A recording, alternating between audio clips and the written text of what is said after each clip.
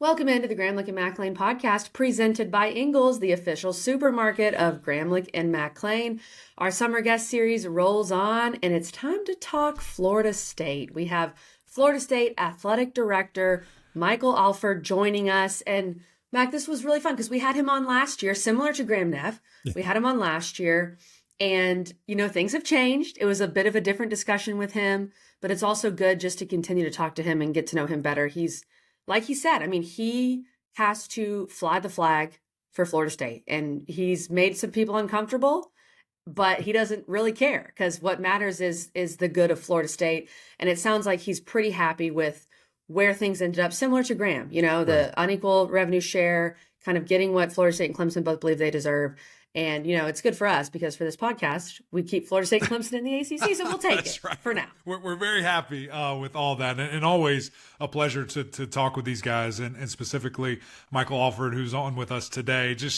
I love talking to him. I love his temperament. We were kind of joking back and forth about that, before we hit record here, but he is a football dude, and he gets it. Yeah. He knows the importance of it, the investment that Florida State has made. If you look, since he has been the guy, the investment has spiked. It's been incredible to see because that was an issue. That's why Jimbo Fisher left, years and years ago, and they have corrected that and then some. And Florida State done a great job of making sure the main thing is the main thing on campus while still winning and playing for championships across the board. Oh, yeah. As you will mention, down the road in this interview. So I loved it. It was a fun conversation. And like you said, little bit of a it wasn't that it was weird last year for us. Like, we don't care. It is what it is. But there was this sense of when we walk in a room, it's awkward. And that's gone now. And it's great. And I'm excited for both parties involved and for our conference that it's at a point where everyone feels like they are happy. And Michael talks about that. We get right into it, straight from jump. So without further ado, we're going to get to this episode. But first, Noles fans, we need you to lock in here because we just had our 500th episode. Crazy. If you missed that, go back and watch it. It was a lot of fun. You guys are mentioned a ton in there and your support and things that you do. But we're also doing a massive 500 giveaway. And so we're going to do 2 tickets.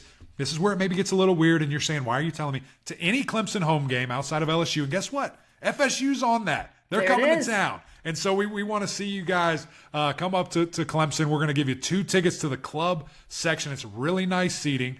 $500 tailgate giveaway through our friends at Ingles. There's an Ingles literally 2 miles away from campus. So you get there, you go shop, you load up, do all your things. And we're going to help you get there as well with a $500 travel voucher, whether you want to use that on an airline or gas or whatever you want to do. We're going to help you out there. So just go to our Instagram.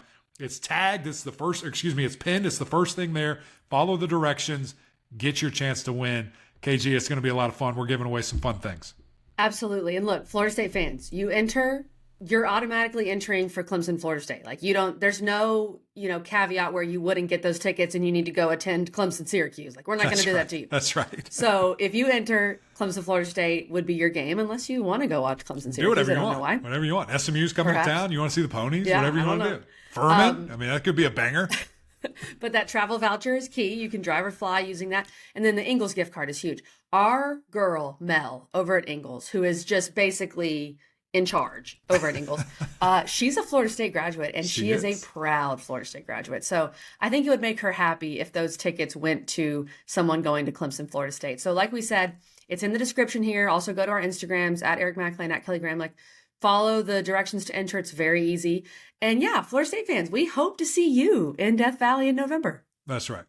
Anyway, all right, so we're going to get to it really quickly. Another message from our friends at Ingles, and then we're going to talk to Michael.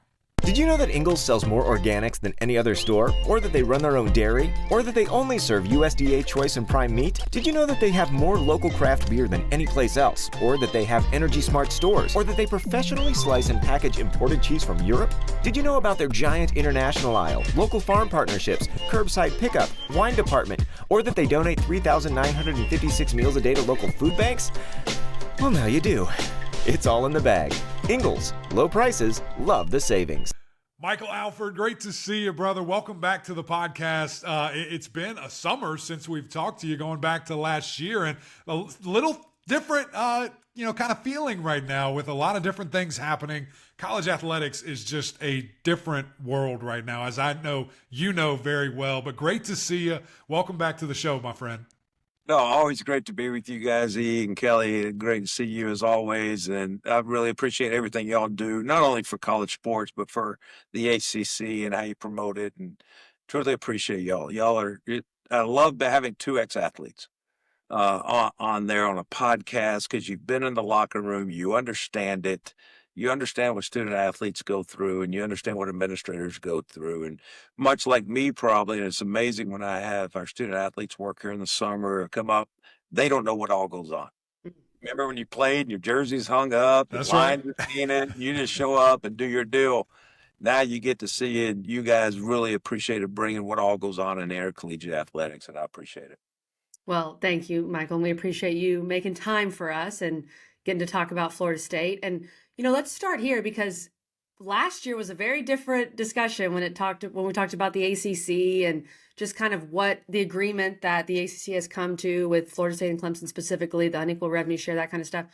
How do you feel? How does Florida State feel about where we are right now?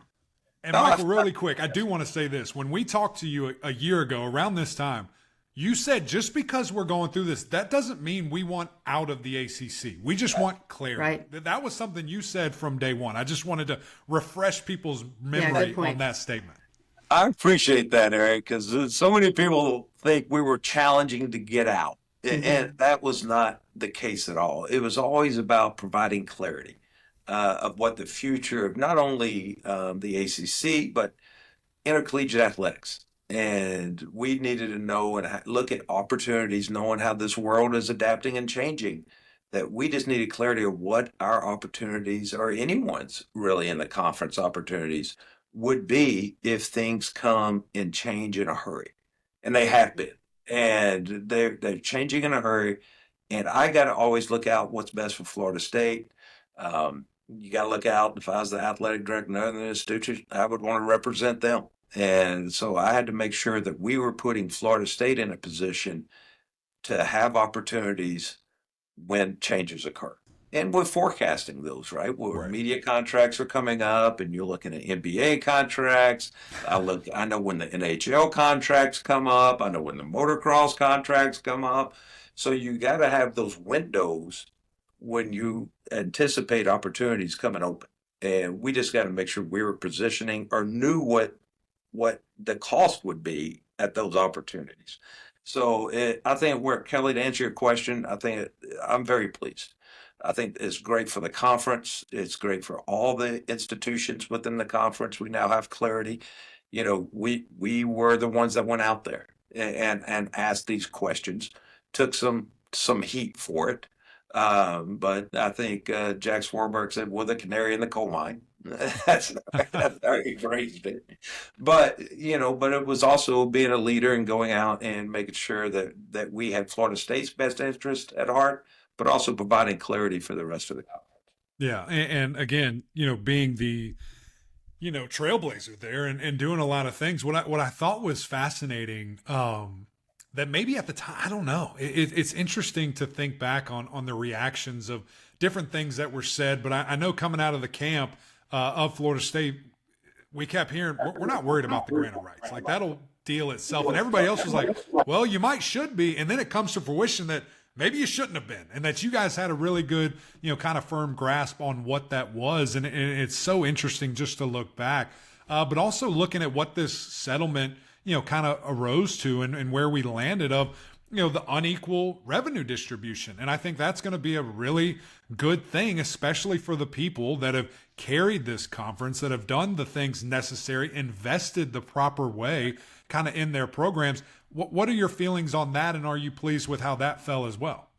Well, I'm very pleased with it because from day one, 3 years ago, even behind shut doors, that was questions I was asking.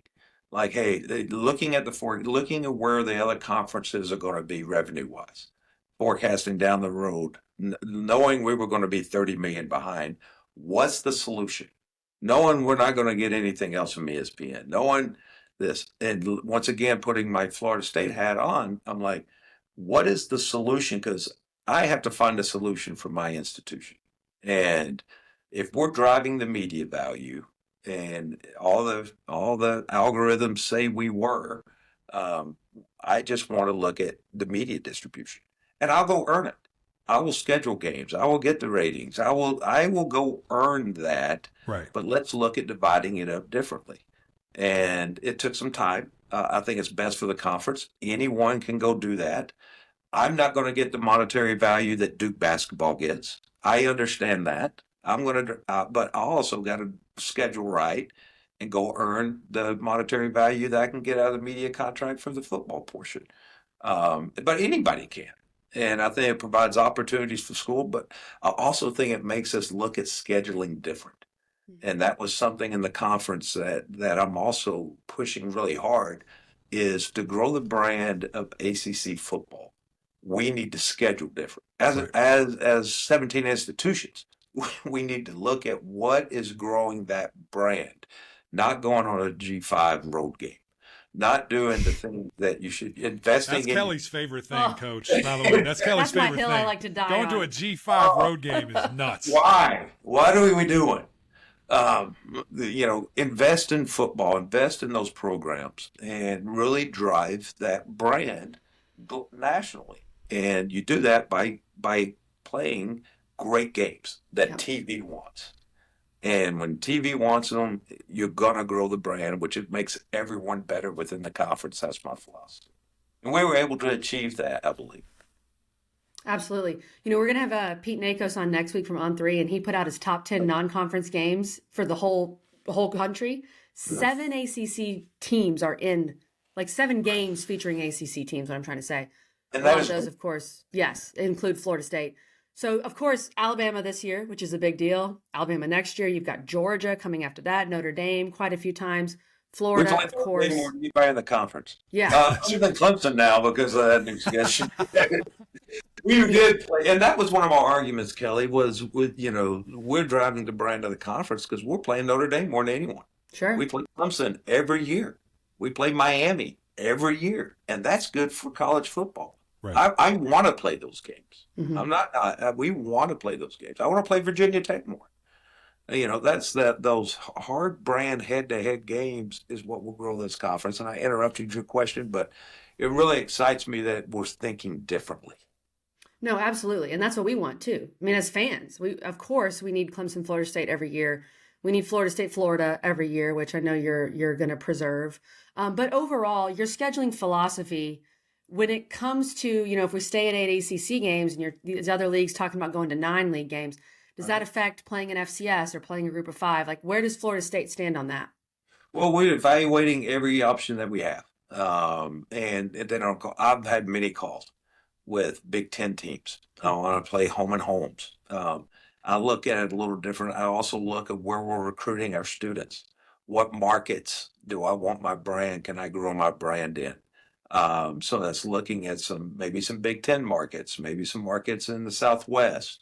Where can I grow my brand, not only as an athletic department, but as an institution? And really work, and I work with campus. Hey, we're playing this school in, let's just pick a state, Texas. Well, who are our students from there? And let's go a week ahead of time and visit those high schools and let them know that our brand is coming and try to do some things. So, there's some strategic to it around the scheduling for athletics, but there's also some strategic moves that we make to help assist the university as well. And we really partnership on that.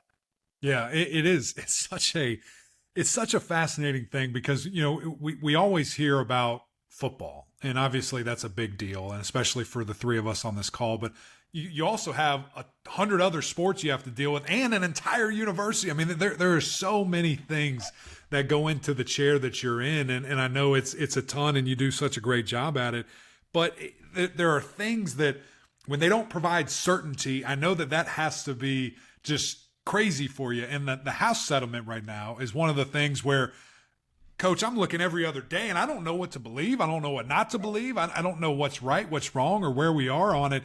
How do you handle something of that nature and that magnitude that is such a revolutionary shift in how we do things? How is FSU operating right now with the house settlement pending? and could literally change in 10 minutes when we're done with this conversation.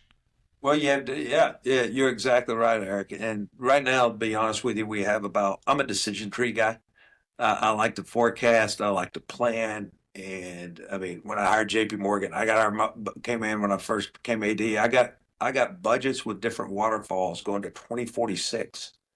And different the That's scenario awesome. that could happen that we worked on for months.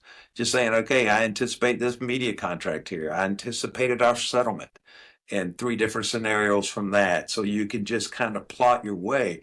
But right now we have different decision trees, whether this happens and what that impacts. Okay, the House settlement goes here. What is that? I'm working with our board of governors because we have the self-sustaining law in the state of Florida that we can't get any university help for athletics. Well, we're working with the board of governors going, hey, this is going to happen and this is how it impacts us. We don't want it to impact our student athletes, but I'm going to need to change that law to provide some assistance until we can get up revenue wise to where we can now take this on, because it's a $22 million hit all of a sudden. That's going to have impact on student athletes. And that's what I'm trying not to do. And we have different scenarios we're working with them on. So it's really just, it's taking a lot of your time to work these plans out. But you're just trying to plan for every scenario that you're prepared to make decisions when that scenario hits. When you hit panic mode is when you haven't prepared. And we're doing the best we can to say, okay, this is where this ended.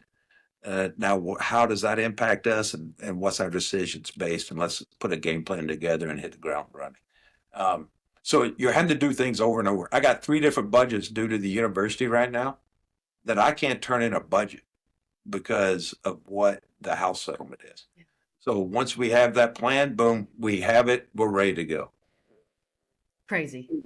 It's got to be tough to deal with all this uncertainty for sure. And when it comes to that $20.5 million, the revenue share that everyone's talking about, obviously you don't have to tell us everything, but how is Florida State approaching that in terms of divvying it out? And I know how much, I always talk about how you guys invest in women's sports and you're good at every women's sport on the docket. What's the feeling there with the revenue share? Well, we are, Kelly, because we have a very prideful institution when it comes to our women's sports. Eric probably doesn't know we were an all-women's university. Did you know that, Eric? Yeah. You can probably tell by walking around that there was some good history. It is about a 60-40 split, 65-35 split on campus. Great for recruiting. That's right. But, we take a lot of pride in not only having success, but investing in success in our women's sports. So that's something we're looking at. The courts ruled 75-15, 5-5, where our 5 other has done so well throughout the years that we're investing in them a lot more than the 5, whether that's scholarships or whatever that comes to keep up. Because I don't want my softball program hurting from this. My women's basketball goes to tournament every year. Brooke's doing an amazing job there. My soccer is national. I don't want that impact. Beach volleyball competes for national championships every year. Volleyball won the ACC a couple years ago. You just don't want to impact their success. So we're awarding with them. And that's going to be about 14 to 15% of my cap space is going to those other sports.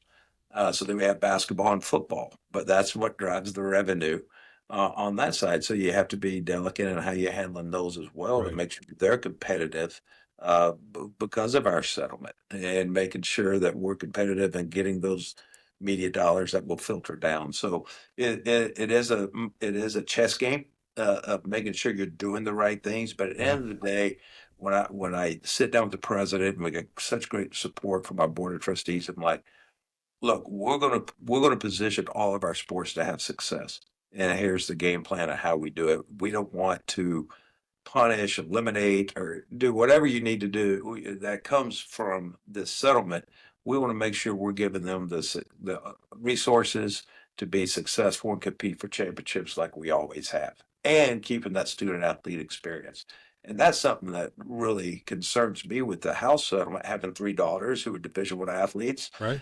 that I know the impact it has of having success and how it got them to be successful in life. So let's make sure that we're still investing in those opportunities and that student athlete experience. 100%. And I love everything that you just said there. And one thing that I don't want to just kind of gloss over, because I do think it's really important, and that was you talking about the scholarship support there. Another thing about this house, deal that I don't think a lot of people are thinking about, because they're so, fixated on the 20.5 million, which you should be. It's a big number. But also the roster limits and scholarship limits and all these different things that are changing. So how are you guys, I guess, addressing that? What will you be, filling every roster spot with a scholar? Like what does that look like from, the sports that you have?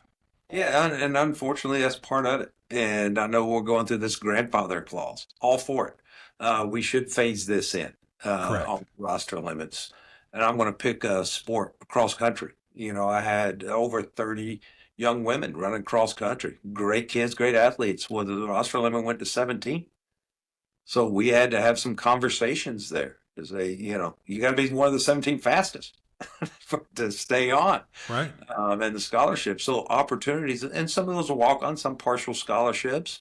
But just the opportunity to be a Division I athlete and the impact and the resources we're able to provide you academically, medically, all that would get lost. And you want to continue for those kids that are on the current roster. So I'm all for that being phased in. But yeah, it's Eric, to answer your question, it's hard conversations. The roster limit in football's 105. We're carrying 120. Isn't that crazy? Michael, I cannot imagine having a team with 25 less people. It's going to be crazy. It's going to be crazy to see how they handle this stuff. Correct. So they're just having those conversations, but hopefully those young men go find opportunities elsewhere, or young women go find opportunities elsewhere.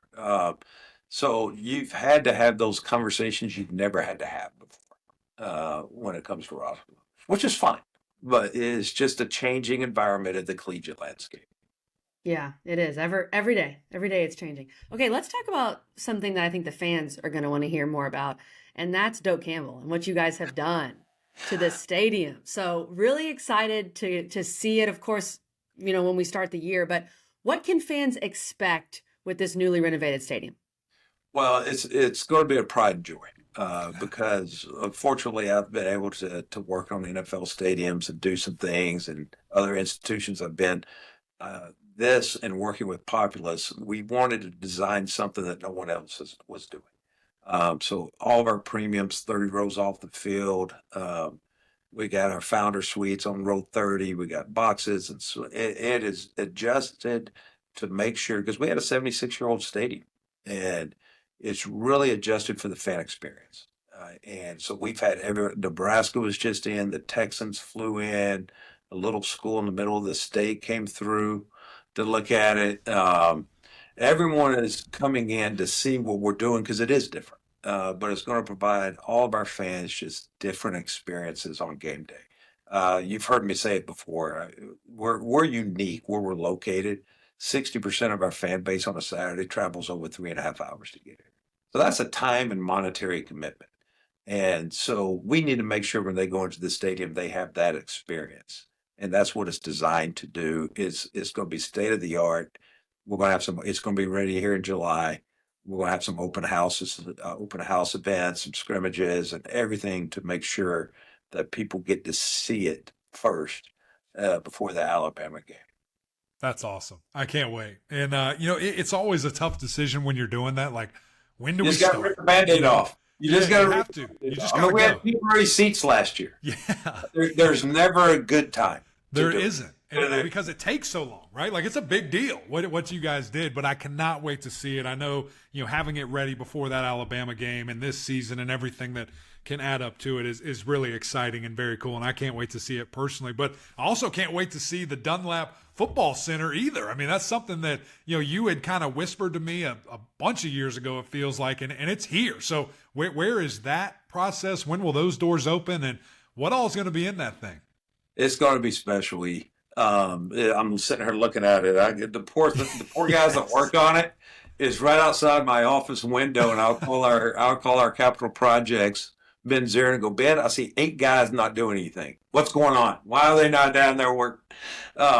So I get to watch the progress every day. But it is going to be, once again, state of the art. I can't wait to walk you through it. We've taken some teams through it, and they're just in awe. It's going to be the finest football facility, and that is key. It's football facility because everything we designed it for, was for the student athlete football. There's no, the bells and whistles are designed to make you better. And when you see our walkthrough place, Eric, I mean, nobody has built what we're built with the capabilities and the technology that we have in this facility. So I can't wait for it to open. It's going to be ready in August. We're going to move in the bye week. Give us some time. We don't want to disrupt practice because it will be ready to be going on. So we're going to move in the bye week after 2 weeks in the year. But that's also good because it gives us an opportunity to show it off before the team moves in, because they'll be ready. But we just don't want to disrupt practice. So it's going to be amazing. Can't wait for you to come down. I do remember sitting out here on this practice field and pointing at it and going, "Hey, that's right. I'm going to build something right over here." yeah. EJ, It's going to be pretty cool. Stick around. I'm telling you, just wait. That's right. Wait to see us. 150,000 square feet. Awesome. When you see the weight room, well, I know when you're in town, you like. That's all I really want. Honestly, that's all I want to see. When you see this weight room, it's going to be the most spectacular thing in the country, and I can't wait to open it up and give you all a tour. That's awesome.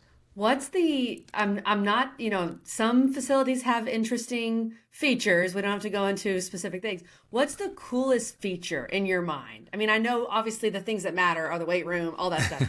But give us a little tidbit. Did you put a slide in it? That's what we're asking. Did you put a slide in it? I have 2 features. One's going to be the walkthrough space because we're so well thought out. So it's the length of a football field, 30 yards long. All the position meeting rooms are around it. And it's got virtual reality video wall all the way across the top. So when we get ready to play Clemson, linebackers could come out, walk through it. We put Clemson's formations up live. Wow. They go in motion, we go in motion. It is 100% virtual reality size of a football field walkthrough space. Wow. That's cool.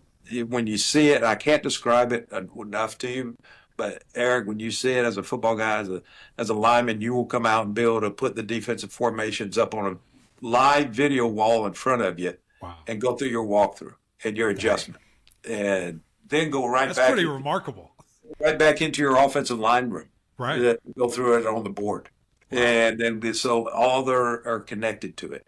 So when you see it, it's hard to describe, but that's going to be really special.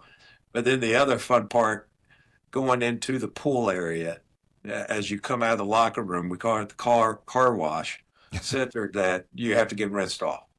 So walking down the hall, you're going to have water just shooting on you. Wow. Before you go and get into the pool. That is amazing. The car wash feature is going to be pretty cool. Yeah. Hey, we're efficient. We're efficient. Mac, I love this. Building is efficient. It is everywhere you go. That's awesome.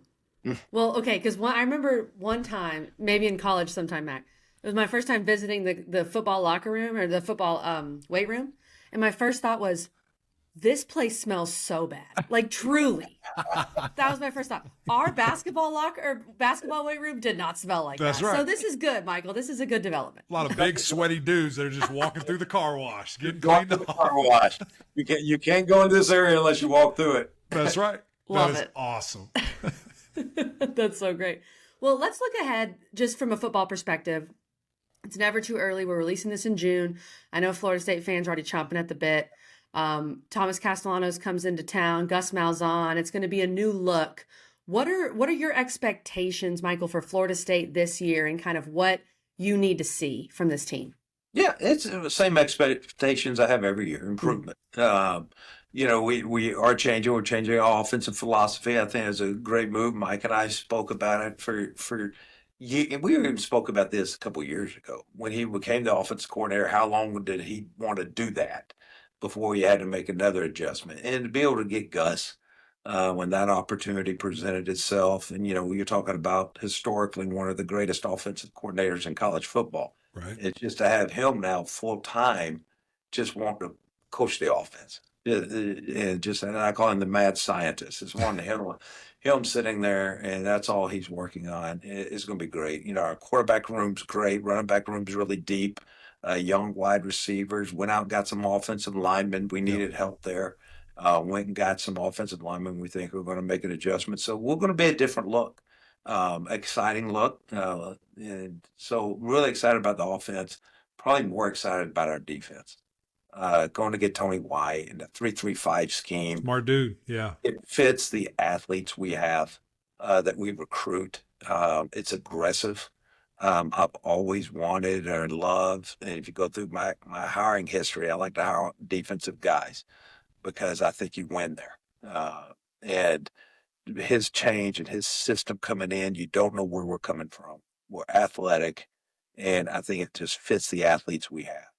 They're more excited about it than anybody, the defense, the linebackers, the corners. But we're going to get back to an aggressive style of defense. We're going to set the tone on the defensive side. And that's something that I'm really excited about is the changes there. So, I got a lot of optimism about this coming up year. I love our personnel, love our kids, love the work ethic. As always, you're not going to play for Mike unless you're working. But the high character kids we have too. And that's something I pride my. We had set another record for our highest GPA in football. Saw that. It's amazing. And it's just amazing and what they do and the culture that's in that program. So I'm really excited about it, excited about the future with the new resources we're providing, the investments we're making in this program. I think we're only going to continue to get better each year. Yeah, we're excited to see it, man. Man, so much things that we packed in here. We could have talked for another 30, 40 minutes, but we know you're a busy man. We're excited for this year, excited for all the investments that you guys are making, and I can't wait to see these facilities and most importantly, see this team that runs out there. I think they're going to be really good. So, Michael, it's great to see you. Great to talk with you. Thanks for your time, brother. E, are you coming down this summer? We're coming. We're going to be there. I can't wait. I can't wait. Right. Me and you are going to hit the bench press. Yeah, I'm ready for it. Hey, once again, I appreciate everything you guys do. Thank you, and go Noles.